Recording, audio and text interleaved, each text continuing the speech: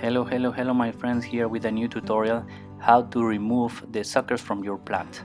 So in the previous video I showed you a very complex method because I wanted to show you in detail what you can actually do and how to take the corms and how to rejuvenate them.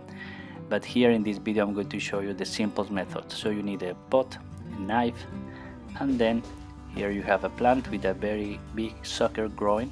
The first thing you can do is remove these little leaves here around and just cut in between mother and the other plant.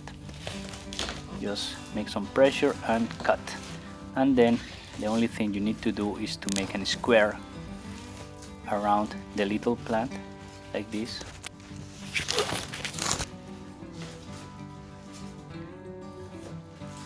And then just hold the plant, the big plant, or hold the pot, wherever is easier for you, and then pull, pin. Here we have our new plant. So this is a new plant, and here you can see the point in which the two plants were connected. Don't worry, that part will be healthy soon.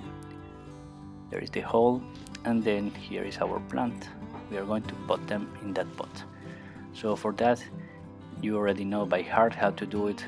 Just put some soil, maybe a third or a half of the pot. In this case I'm using a little pot. Remember, for bananas, the bigger the pot, the faster your plant is gonna grow.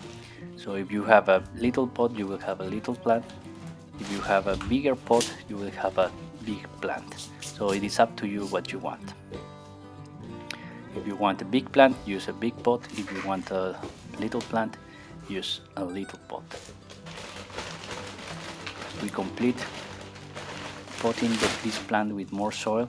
The soil is not important. People ask me what kind of soil can I use for my banana. Actually, it doesn't matter as long as you don't want to produce bananas for a company or something. If you want to produce banana, you have to do a lot more stuff like special soil, nutrition, and environmental conditions, high humidity, light, etc. But here, if it's only for your house, don't worry. We cover the hole in the other plant, and then that's it. See you in the next video. Bye bye.